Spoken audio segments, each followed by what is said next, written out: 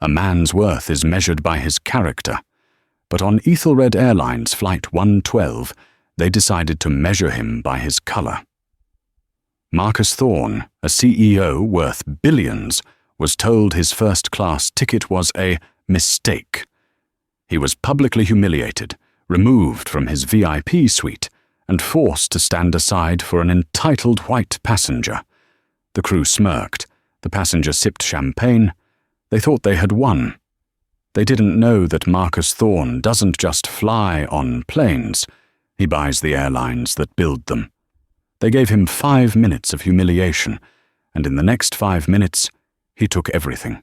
The scent of stale coffee and industrial-grade disinfectant clung to the air in Terminal 4 of LAX. It was an odor that no amount of money could fully escape, not even in the private check-in for Ethelred Airlines Ascent class. Marcus Thorne stood, not impatiently, but with a stillness that often made others nervous. He was a tall man, broad-shouldered from years of discipline, not leisure. His suit was a bespoke, charcoal-grey Tom Ford piece, but he wore it with the comfortable indifference of a man who had long since stopped using clothes to make a statement.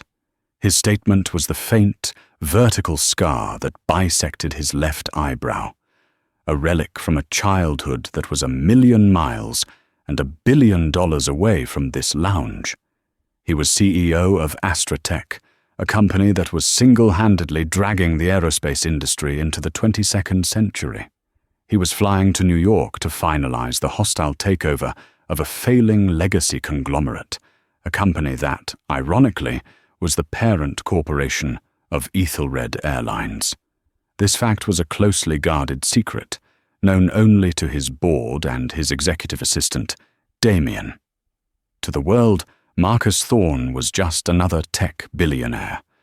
To the staff of Ethelred, he was something else entirely. He watched the gate agent, a man named Mark Jenkins, whose smile was a painted-on grimace of forced hospitality. Jenkins was currently being harangued by a woman who radiated an aura of expensive perfume and profound entitlement. "I always sit in 1A, the woman, in her late 50s with a stiff blonde helmet of hair, declared. Her voice wasn't just loud, it was penetrating. "My husband, David Pierce, arranged this. Pierce Logistics. Perhaps you've heard of it." "Ma'am," Jenkins said, his smile faltering. "Mrs. Pierce, I can assure you that your seat in 1B is also an Ascent suite. It has all the same amenities." "It is not 1A, Catherine Pierce snapped.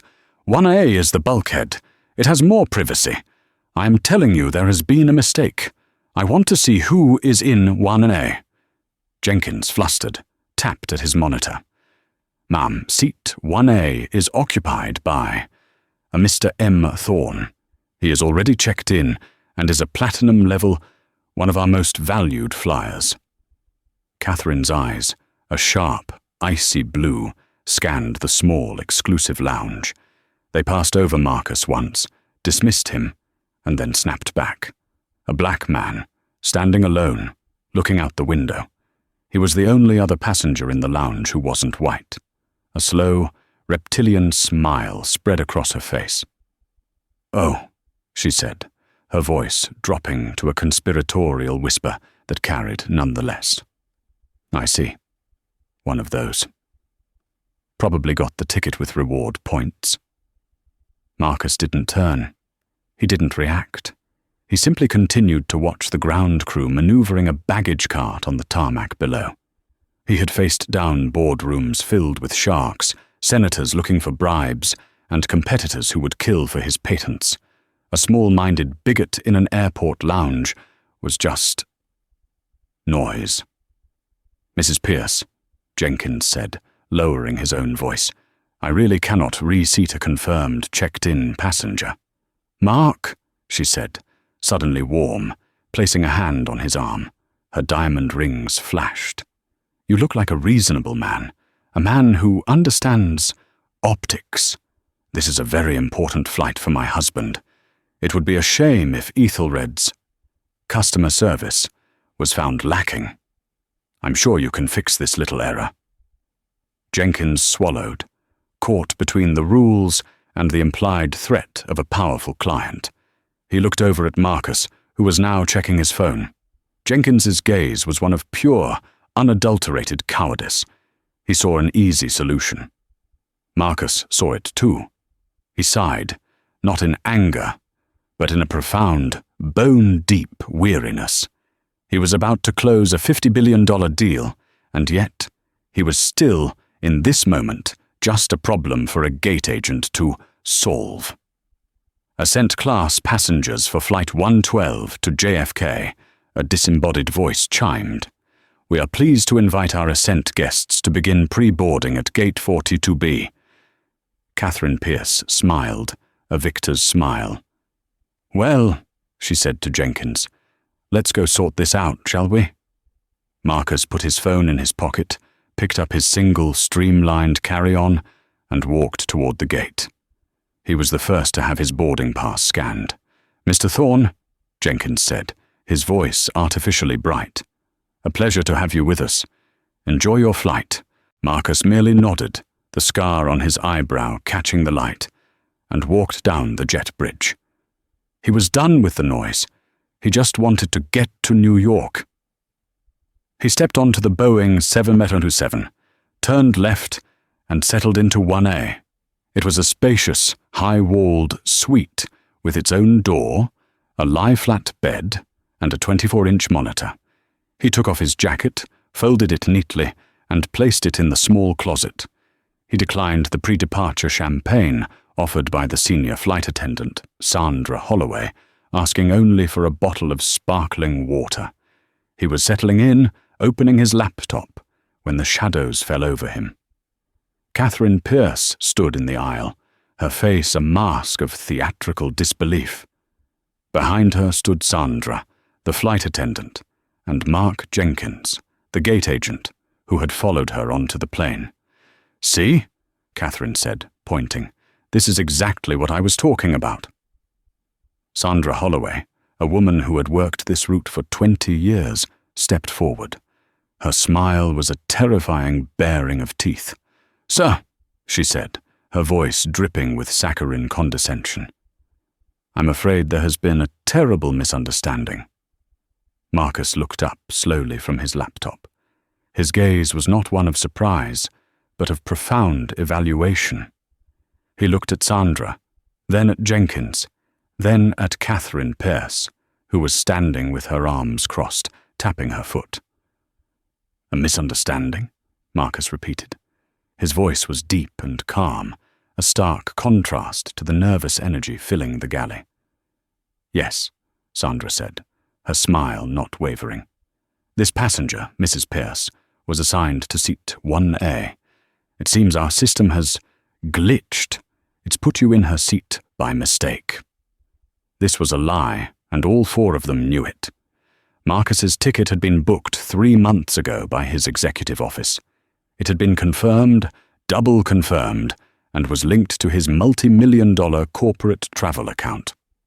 My boarding pass, Marcus said, holding up the pass on his phone, says 1A. My app says 1A. Your scanner at the gate confirmed 1A. Where exactly is the glitch? Mark Jenkins stepped forward, avoiding eye contact. Sir, we understand. It's a very frustrating situation. These new systems, you know. But Mrs. Pierce is one of our highest priority passengers, and her original booking was for this seat. So you are saying, Marcus said, his voice dropping to a precise, dangerously quiet level, that your system and your gate scanner are wrong, but her feeling is right? Catherine Pierce scoffed. It's not a feeling, young man. It's my reservation. I'm sure you'd be much more comfortable back in business, or perhaps even coach. They have some very nice seats there, I'm told. The young man comment was designed to sting, to infantilize. The business or coach line was the dagger. It was the "you don't belong here" spoken aloud. Sandra Holloway, sensing her opening, moved in. "Sir, we are going to have to ask you to gather your belongings. We have a lovely seat for you in row 5. It's still first class, of course." "I'm not moving," Marcus said simply. He did not raise his voice. He did not swear. He simply stated a fact. He turned his attention back to his laptop, a clear dismissal. This, more than any argument, enraged them. It was the calm refusal, the utter lack of fear, that they couldn't stand. A man like him should be flustered, angry, or pleading. He should not be indifferent. "Sir," Sandra said, her voice losing its fake sweetness and taking on a metallic edge. "If you refuse to comply with a crew member's instructions, you will be in violation of federal law. We will have you removed from this aircraft." "On what grounds?" Marcus asked, still not looking up. "I am in the seat I paid for. I am a ticketed passenger. You are asking me to move based on this woman's preference. That is not a lawful instruction. That is a customer service dispute. And in this dispute, I am the party currently in compliance." He was right, and the legal precision of his words made Jenkins pale. But Catherine Pierce was not to be denied. "He's being belligerent," she announced to the other passengers who were now beginning to board and stare. "He's making a scene. I don't feel safe. This man he's threatening me." It was the oldest, ugliest trick in the book. The word safe hung in the air, thick and poisonous. Sandra seized it. "Sir, you are creating a disturbance. You are upsetting other passengers. Now, I am asking you one last time to take seat 5B, or we will call security." Marcus finally closed his laptop. He looked at Sandra, then at Jenkins. "You are making a choice," he said. "I want you to be very aware of the choice you are making. You are choosing to de-seat a confirmed, compliant, platinum status passenger in favor of another passenger based on—" "What? Her word? Her skin color? How dare you!" Catherine shrieked, clutching her pearls in a motion so cliched it was almost comical. "This has nothing to do with race. It has to do with my seat. You are the one making it about race." "Ma'am, please calm down," Jenkins said, patting the air. He then turned to Marcus, his face now a mask of grim, procedural duty. The coward had found his courage in the rulebook. "Mr. Thorne, you have failed to comply with a crew instruction. You have made another passenger feel threatened. I am now informing you that you are being removed from this flight. We will deboard the plane and have airport security meet you on the jet bridge." Marcus stared at him. He saw the weakness, the bias, the laziness. The path of least resistance for Jenkins was to remove the black man, not to placate the white woman. It was a simple, depressing calculation. "Fine," Marcus said. He stood up. He calmly reached into the closet and retrieved his jacket. He put his laptop into his bag. He zipped it. He did not look at Catherine Pierce, who was now beaming, a triumphant smirk on her face. He looked at Sandra and Jenkins. "I will need your full names, please, for the record." Sandra's smirk matched Catherine's. "Sandra Holloway, senior flight attendant. And this is Mark Jenkins, our station manager." They said their names with pride, as if they had just won a small victory. "Thank you," Marcus said. He turned and walked out of the suite. The other first-class passengers, a hedge fund manager in a fleece vest, a senator's wife, a young tech bro, all watched, some in discomfort, some with pity, most with a quiet relief that it wasn't them. As he reached the galley, he stepped aside to let Catherine Pierce pass. "Thank you, darling," she cooed, not to him, but to Jenkins. She practically skipped into 1A, running her hand over the seat fabric. "Much better." Sandra offered her a glass of champagne. "We do apologize for the unpleasantness, Mrs. Pierce." "You handled it beautifully, dear," Catherine said, taking a sip. Marcus stood in the galley, a few feet away, by the open door of the aircraft. He was an island of calm in a sea of their contempt. He was being held there, a spectacle for the boarding passengers, until security could arrive to perform the walk of shame. Jenkins, standing on the jet bridge, said, "Security is on their way, sir. Just stay right there." Marcus nodded. He pulled out his phone. It was an unassuming black device, a custom model built by his own company. He didn't make a call. He didn't text in a rage. He opened a secure app, typed in a single alphanumeric code, AL112KJSHKP, and pressed send. The text went to one person, Damien, his executive assistant, his chief of staff, his personal force of nature. The text was a simple, prearranged command. Protocol 7. Then he put his phone back in his pocket. He looked at his watch. 10:17 a.m. He looked up at Sandra, who was watching him with a look of smug dismissal. And he waited. Protocol 7 was not a "get me a new flight" code. It was not a "file a complaint" code. Protocol 7, in the internal lexicon of Astratech's executive office, was the scorched earth protocol.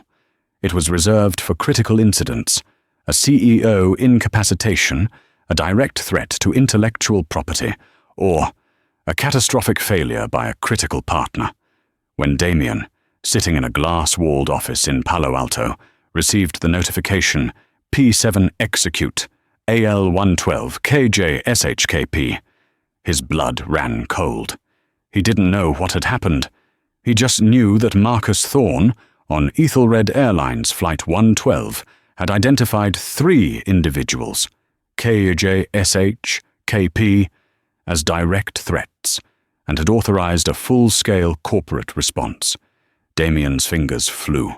He had 2 monitors. On the left, he brought up the Ethelred Airlines executive contact sheet. On the right, he brought up the file for the New York merger. His first call was not to the airline. It was to Astratech's legal counsel. "John, initiate a full stop work and injunction on the Apex Holding merger, effective immediately. Cite material breach of partnership terms." "Yes, now. I'll have the details in your inbox in 5.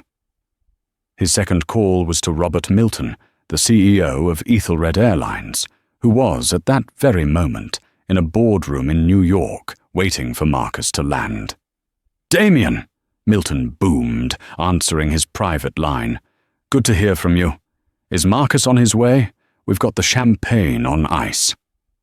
"Robert," Damien said, his voice flat and cold, "Mr. Thorne has just been forcibly removed from Flight 112 at LAX." The silence on the line was absolute. "What?"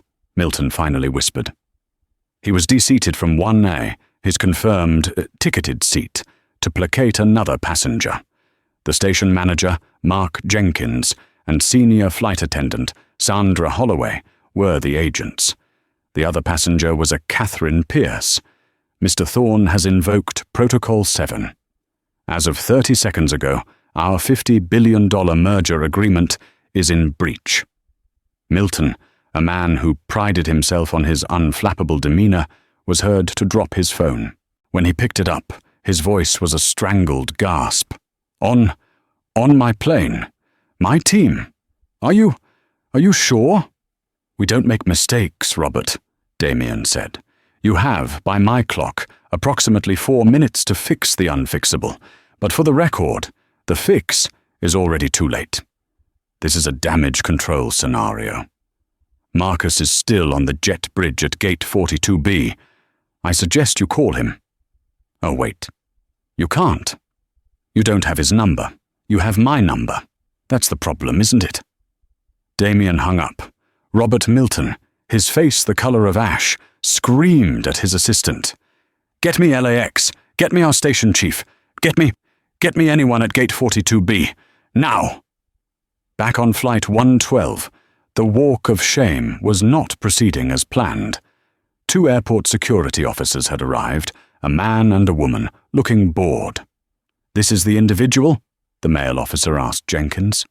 "Yes," Jenkins said, puffing up. "Mr. Thorne, failed to comply with crew instructions, caused a disturbance. The officer looked at Marcus. Marcus, in his Tom Ford suit, holding a single elegant carry-on, did not look like a man who caused a disturbance. He looked like a man who owned the disturbance. "Sir," the officer said, "gonna have to ask you to come with us." "I'm happy to," Marcus said. "But first, I believe there's a call for the captain." As if on cue, the captain's phone buzzed in the cockpit. It was the emergency line from the LAX Operations Center. The captain, a veteran named William Sully O'Brien, listened for 30 seconds. His eyes went wide. He slammed the phone down. "What is it?" his co-pilot asked. "All hell has broken loose," O'Brien said. He unbuckled his seatbelt. "Apparently we just kicked God himself off the plane." Captain O'Brien burst out of the cockpit. He saw Jenkins, Sandra, and the security team clustered around Marcus. He saw Catherine Pierce in 1A, sipping her champagne, watching the show. "What the hell is going on here?" O'Brien boomed. His voice, unlike Jenkins's, carried real authority. "Captain," Jenkins started, "this passenger was non-compliant." "Was he non-compliant?" O'Brien cut him off. "Or did you give his seat to her?" He jabbed a finger at Catherine. Jenkins's face went from smug to terrified in a millisecond. There was a ticketing error." "Was there?" O'Brien thundered. "Because I just got a call from the CEO of this entire airline, who got a call from God knows who, telling me that if M. Thorne isn't in his original ticketed seat of 1A, this entire plane is being grounded, and we're all fired." Sandra Holloway dropped the tray of nuts she was holding. They scattered across the galley floor. Catherine Pierce's smile froze, the champagne glass halfway to her lips. "Mr. Thorne?" the captain said, his demeanor changing instantly. He extended a hand. "Captain O'Brien, I cannot begin to apologize for this. Please, your seat." Marcus looked at the captain, then at Jenkins and Sandra, who were now trembling. He didn't take the captain's hand. "It's too late for that, Captain," Marcus said. Right on cue, a new figure sprinted down the jet bridge, pushing past the security guards. This was not a low-level manager. This was the Ethelred Airline's Vice President of West Coast Operations, a man named Arthur Geller, who had been pulled out of a meeting 5 miles away. He was wearing one running shoe and one dress shoe. "Stop!" Geller screamed, breathless. "Everybody, stop! Don't let this plane move!" He stumbled into the galley, his eyes wild. He saw Marcus Thorne. He recognized him from the merger file, and he nearly collapsed. "Mr. Thorne," he panted. "Mr. Thorne, oh my God! Oh, my God!" Geller turned to Jenkins and Holloway. His face, which had been pale with panic, turned a deep, furious purple. "You!" he spat at Jenkins. "You're done! Pack your desk! You're fired!" He turned to Sandra. You're fired! Get your face off my aircraft! Both of you! Now! You are trespassing on Ethelred property!" It had been 4 minutes and 38 seconds since Marcus sent his text. The galley, which had been a stage for Marcus's humiliation, was now a frozen tableau of professional execution. Mark Jenkins's jaw worked open and close, but no sound came out. He looked like a fish suffocating on dry land. Sandra Holloway, by contrast, found her voice. "Fired. Arthur, you can't be serious. I have 20 years with this company. I'm union. You can't just watch me." Geller roared, his spittle flying. "I just did. You are fired for cause. Gross misconduct. Violation of company policy. Violation of federal anti-discrimination laws. You think your union will touch this? We're calling the FAA. We're reviewing your license. Now get off this plane." The 2 security officers, sensing the massive shift in power, stepped back, their expressions now wary. They were no longer dealing with a disturbance. They were witnesses to a corporate execution. But, her, Jenkins finally squeaked, pointing a shaking finger at Catherine Pierce.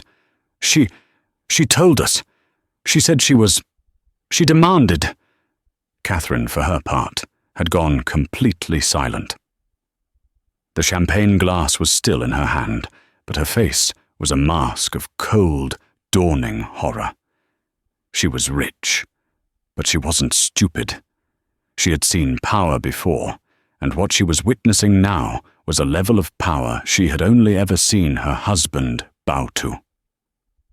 Geller didn't even look at her. He didn't care about her. She was just the catalyst. The disease was his staff. Mr. Thorne, Geller said, turning, his voice now a pathetic, pleading whine. Sir, I am Arthur Geller, VP of Ops. On behalf of Ethelred Airlines, on behalf of our CEO, Robert Milton.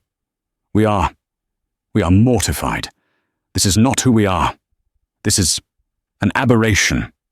Please, he gestured, not to 1A but to the entire plane. Please, your seat. We will do anything. We will comp your flight. We will...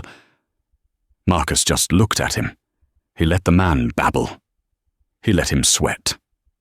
Mr. Geller, Marcus said, his voice cutting through the panic. You have 2 employees who have been terminated. They are still on the aircraft. That seems like a security risk. Geller blinked, then nodded vigorously. Right. Security. He turned to the 2 officers. Escort these 2. He pointed at Jenkins and Holloway. Back to the terminal. They are to have their access badges revoked. Immediately. Sandra Holloway burst into tears. My pension, she whispered, the reality hitting her. My flight benefits. Jenkins, utterly broken, just nodded. He was a man walking to his own execution. He didn't even look at Catherine Pierce as security led him away. Now what? Captain O'Brien said, looking at Geller and then at Marcus. We've got a plane full of people, and we're short a senior attendant. We'll get a replacement, Geller said, frantically texting. We'll hold the flight. No, Marcus said. It was the first directive he had given. No, Geller repeated, confused. You're not holding the flight, Marcus said. You're cancelling it. What? Sir, we can't. It's a full flight to JFK. We have schedules, connections. It will cost a fortune. It's already cost a fortune, Arthur, Marcus said, using the man's first name with chilling intimacy. You just don't know the full price yet. This aircraft is not flying, not with these passengers, not with this brand. He looked past Geller, his eyes landing on Catherine Pierce. She was trying to make herself small in the massive suite, but it was impossible. Mrs. Pierce, Marcus said, his voice conversational. She flinched. Yes? You wanted seat 1A. You got it. But the plane isn't going anywhere. A perfect summary of your life, I'd imagine. All that effort, just to sit in a box, going nowhere. I didn't mean... You meant every word, Marcus said. You just didn't anticipate the consequences. You should get off the plane, Mrs. Pierce. I'm sure your husband, David, would want to know what you've been up to. Pierce Logistics, wasn't it? Her face went bone white. He knew her husband's name. He knew the company. This wasn't a random encounter. This was something else. She scrambled out of the seat, grabbing her ludicrously expensive handbag. I'm feeling unwell. I need to get off. Of course, Marcus said with a thin, cold smile. We wouldn't want you to feel unsafe.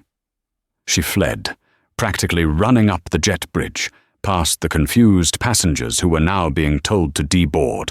The plane was now empty, save for Marcus, Captain O'Brien, and the shell-shocked Arthur Geller. Mr. Geller, Marcus said, pulling out his phone. I believe you have a call. Geller's phone rang. The caller ID said, Robert Milton. Geller answered, his hand shaking. Sir? He listened for a moment. Yes, Mr. Milton. He's right here. Yes, sir. I fired them both. On the spot. Yes, but... Sir, he's cancelled the flight. Geller listened again, his face growing paler. Yes, sir. I understand. Yes. A private jet. At Signature. Yes, I'll escort him myself. I understand. The merger? Oh, God. Geller hung up the phone. He looked at Marcus Thorne with a new, profound terror. This wasn't just a VIP. This wasn't just a billionaire. He's the man you were merging with, Geller whispered, stating the horrible, catastrophic fact. Was, Marcus corrected him. I was the man you were merging with. As of 10 minutes ago, Robert Milton's company is in default, and my company, Astratech, is now the majority creditor for this entire airline. As of... Now, he checked his watch. I own your debt, which means I own you. Captain O'Brien let out a low whistle and sat down heavily in the jump seat. Mr. Thorne, Geller stammered, a car is waiting for you on the tarmac to take you to the private terminal. A Gulf Stream is being fueled. Good, Marcus said. He picked up his bag. He looked around the empty first-class cabin. Have the plane taken out of service, he said. Sir? This entire aircraft. I'm buying it. Send the bill to my office. We're going to use it at Astratech for stress testing. Seems fitting. He walked off the plane, not looking back. Arthur Geller, a man whose entire world had just collapsed, scrambled to follow him, like a dog chasing its new, terrifying master. The news moved faster than the Gulfstream 650 that Ethelred had scrambled for Marcus. By the time Marcus was airborne, sipping a sparkling water, the same water he'd requested hours earlier, at 40,000 feet, the financial world was in chaos. At 10:35 a.m. Pacific, Astratech's legal team filed an 8K form with the SEC announcing a re-evaluation of the merger with Apex Holdings due to a material breach of fiduciary and contractual trust. At 10:36 a.m., Apex Holdings stock, the parent company of Ethelred Airlines, froze. When it reopened, it cratered. In the New York boardroom, Robert Milton, CEO of Ethelred, was in a full-blown panic. He wasn't just losing a merger, he was facing an extinction-level event. Astratech wasn't just a partner, they were the buyer. Marcus Thorne hadn't been flying to New York to negotiate a merger. He was flying to sign the final papers that would save Apex from bankruptcy. He'd just had his airline, in its most public, racist, and idiotic way, spit in the face of its own savior. "Get me Sandra Holloway and Mark Jenkins's files," Milton roared at his staff.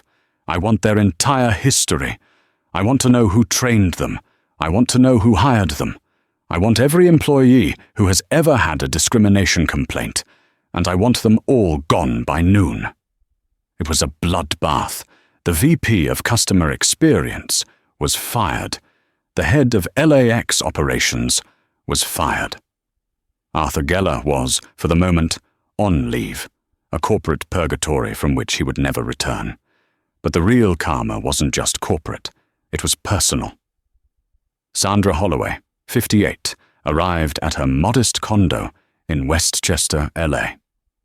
She was still crying. She had been a flight attendant since 1988. It was all she knew. Her pride, her pension, her identity, all gone. She called her union rep. "Sandra," the rep said, his voice heavy. "I saw the report. They have you on video, the gate cam. And someone in first class was filming. A video was already circulating online, a blurry phone clip showing a tall, calm black man being forced out of his seat by a smirking attendant, while a blonde woman settled in. The audio was clear. "I'm sure you'd be more comfortable back in coach," Catherine's voice chirped. "It doesn't matter," Sandra shrieked. I was handling a difficult passenger." "You were the difficult passenger, Sandra," the rep said. "They're citing repeated violations. They're pulling your file. The incident in 2018 with the family from Mumbai, the 2021 complaint from the senator's aide." Sandra had a pattern. She just hadn't, until now, done it to a man who could buy the sky. Her union couldn't touch it. She was blacklisted.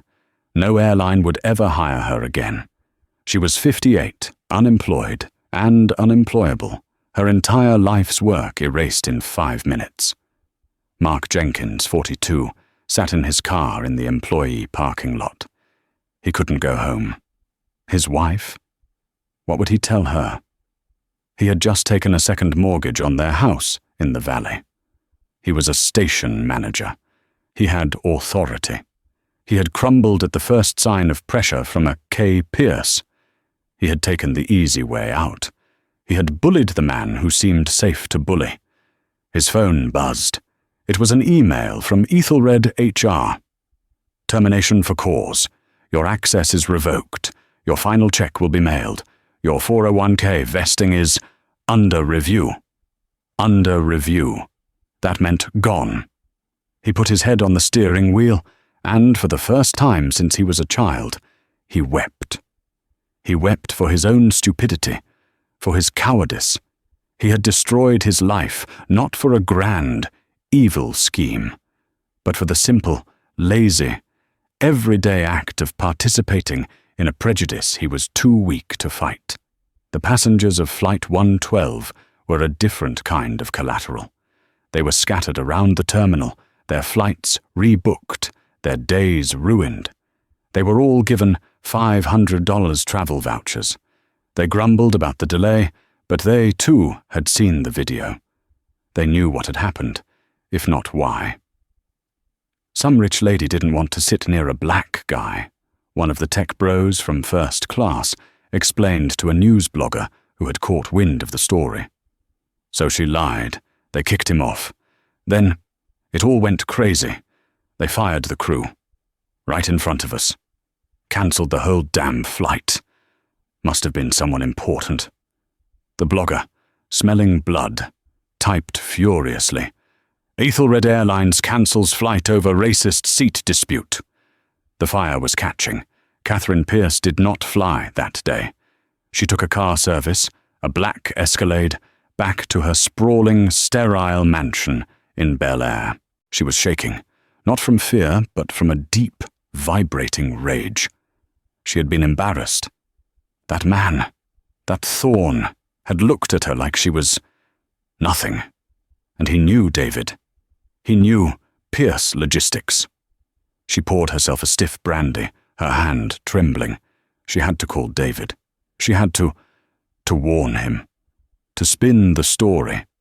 David Pierce, 65, was on the 17th hole of the Riviera Country Club when his phone buzzed. He was a big man, red-faced and loud, a self-made man who had inherited his father's trucking company and rebranded it as Logistics. "What?" he barked into the phone. "David, darling." Catherine's voice was frail, a performance she had perfected. I had the most dreadful experience at the airport. You won't believe." "I've already heard, Catherine." David's voice was not warm. It was ice. You have?"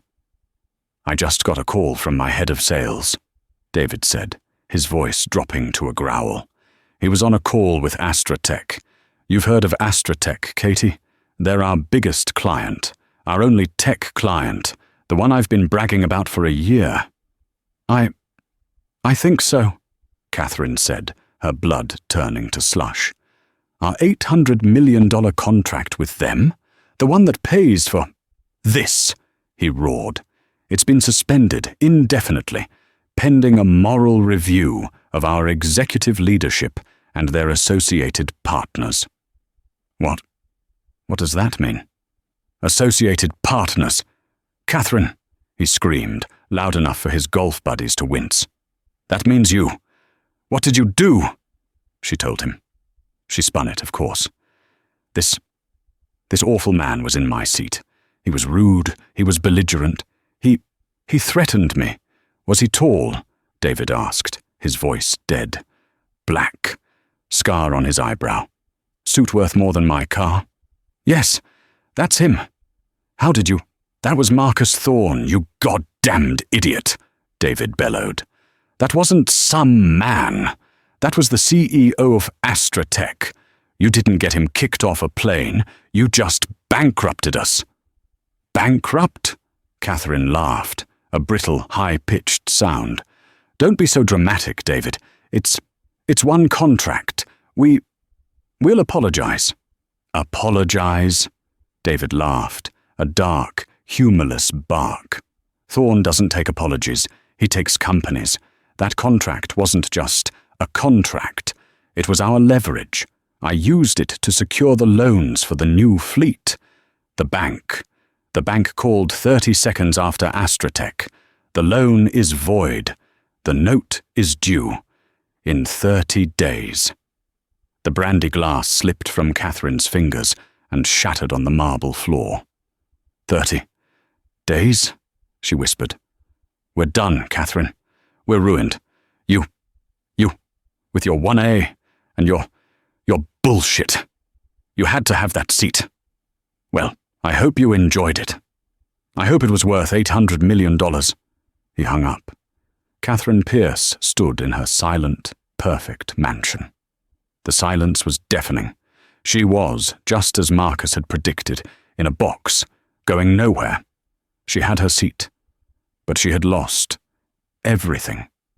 Her David wasn't a loving husband.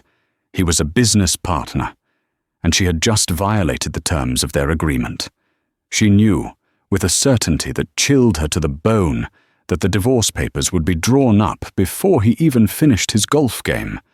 She was no longer Mrs. Pierce. She was just KP, a variable in an equation that had been solved, an initial on a report of her own self-destruction. The Gulfstream G650's engines spooled down with a soft, descending hiss that was the antithesis of the chaos Marcus had left at LAX. He hadn't landed at JFK. He had landed at Teterboro, the private New Jersey airfield that was a sterile cathedral of private power. There were no crowds, no lines, no stale coffee smell, only the cold, sharp scent of jet fuel and the vast, dark expanse of the tarmac. The cabin door opened. Damien was waiting, a tall, gaunt figure in a dark wool coat, standing beside a black Rolls-Royce Phantom. The car was not a luxury. It was a mobile vault, soundproof and secure, an extension of the Palo Alto office. Damien didn't ask, "How was your flight?" He didn't engage in small talk. He simply took Marcus's single carry-on and said, "The car is secure, sir. The market is in free fall." Marcus climbed into the plush, earthy-toned leather of the back seat. The door closed with the solid, definitive thunk of a bank vault, sealing him off from the world. The outside lights of the airfield became a silent movie. "Report," Marcus said. "The tablet is synced," Damien replied, gesturing to the device in the seatback. Marcus retrieved it. The screen was a waterfall of cascading red. "As of your landing," Damien began, his voice a calm, precise monotone, "Apex Holdings stock is down 78%. Trading was halted twice by the NASDAQ circuit breaker. Their market cap is now $2.2 billion, which you'll note is approximately $400 million less than their outstanding corporate debt." "Is it?" Marcus allowed a thin, cold smile. "It is now," Damien said. "When you enacted Protocol 7, our Cerberus finance team executed standing orders. They didn't just start dumping our own, now worthless, shares to trigger the panic. They simultaneously cornered the market on Apex's unsecured bonds from their top 3 creditors. Then, they initiated credit default swaps against Apex's other lenders. We created a cascade of panic. The creditors weren't just dumping toxic assets. We convinced them the assets were toxic seconds before we bought them, for pennies. As of 10 minutes ago, AstraTech is the majority holder of Apex's debt. So we own their leash, Marcus stated. We are the leash, sir, Damien corrected. Robert Milton, the CEO of Ethelred, has called my personal line 47 times. His COO has called 20 times. They are desperate.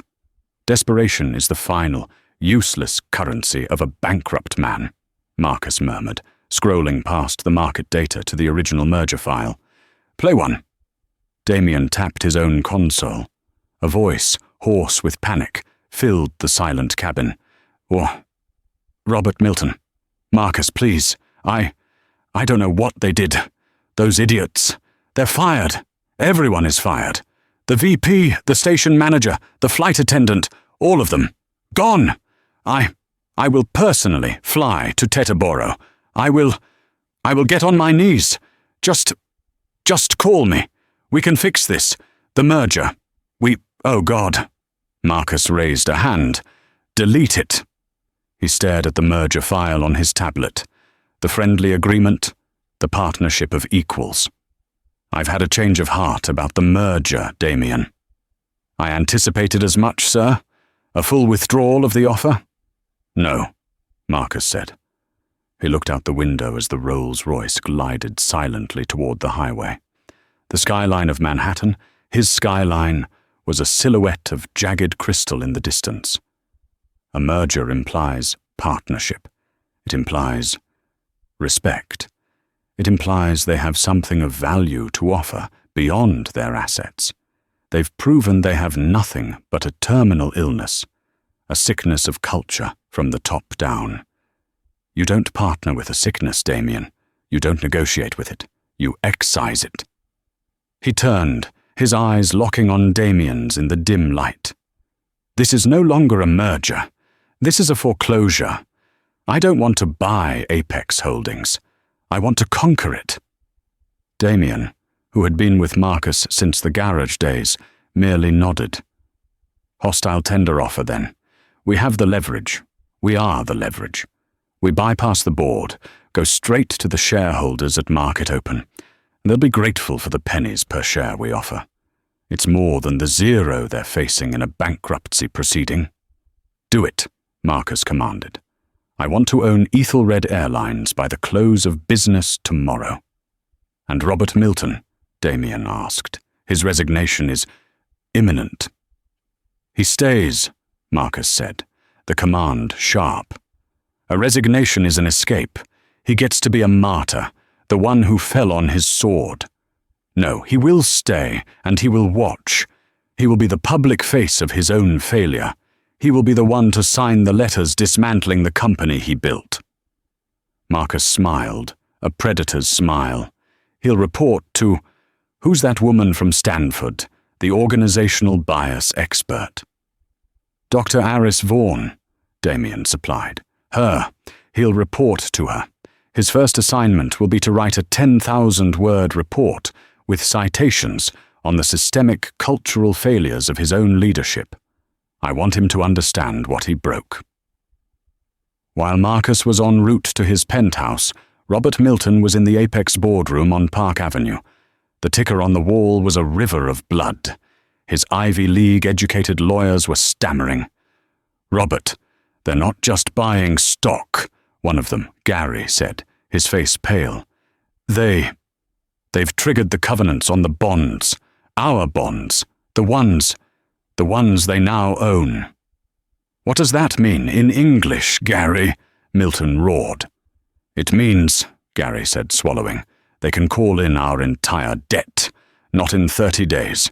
Now, they're demanding full payment, or the keys to the company.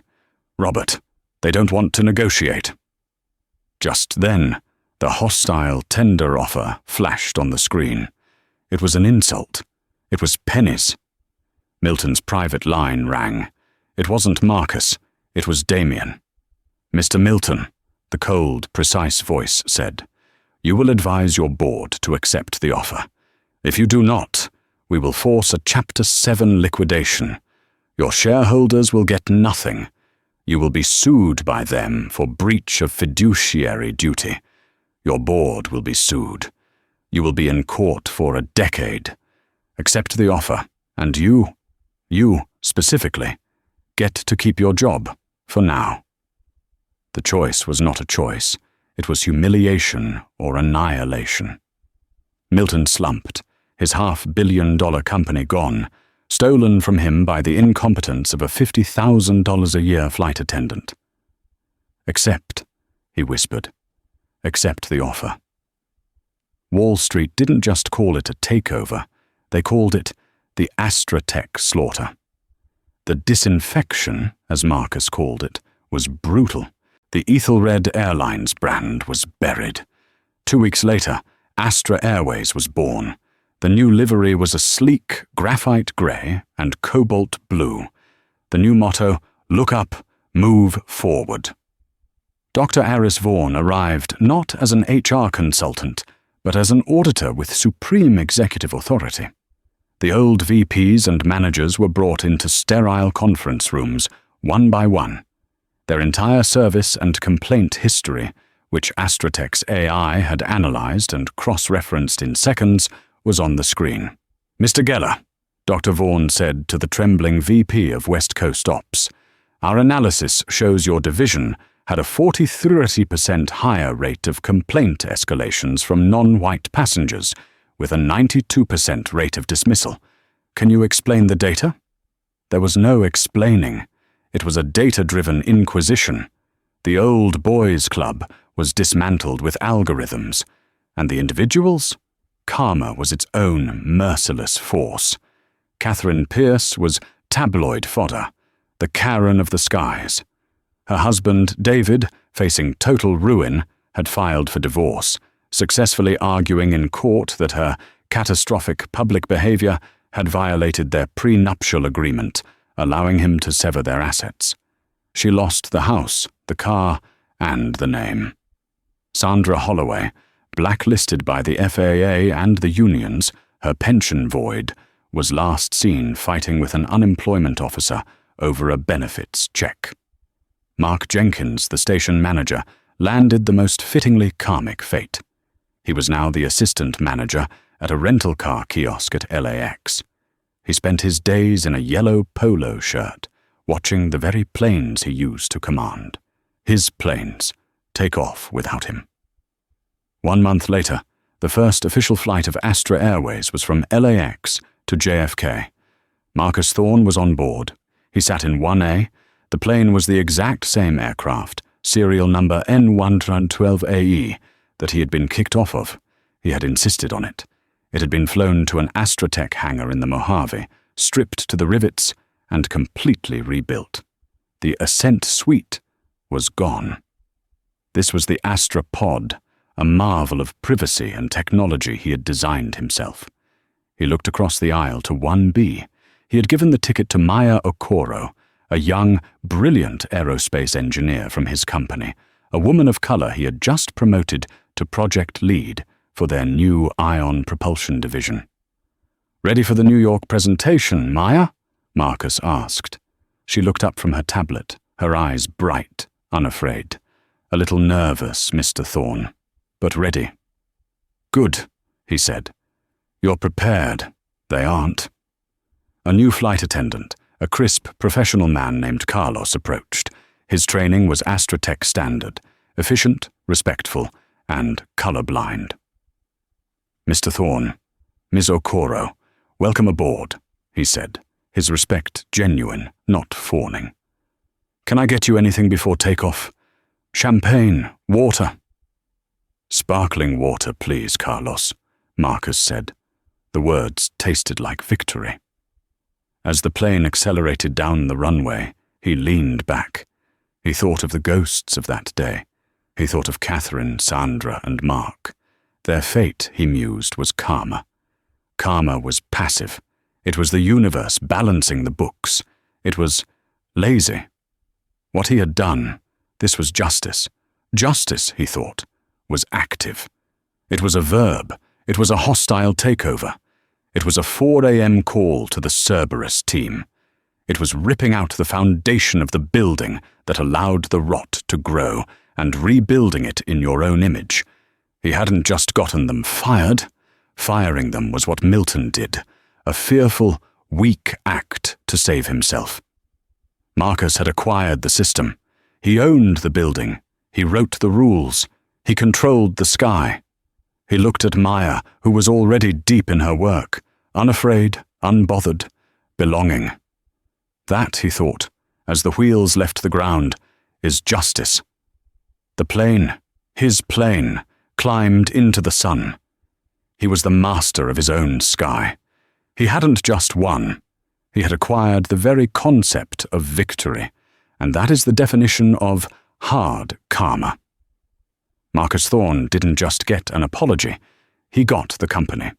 This story is a powerful reminder that in the 21st century, the old games of prejudice and entitlement are being torn down by a new generation of power. Power built on intellect, and precision. They didn't see the CIO, they only saw a black man. And that mistake cost them everything. What did you think of Marcus's ultimate revenge? Was it too much, or was it the perfect calculated response? Let us know your thoughts in the comments below. We read all of them, and your stories are what inspire us. If you loved this story of justice and karma, make sure you hit that like button, share it with someone who needs to see it, and most importantly, subscribe to our channel. We have new stories like this dropping every single week, and you don't want to miss the next one.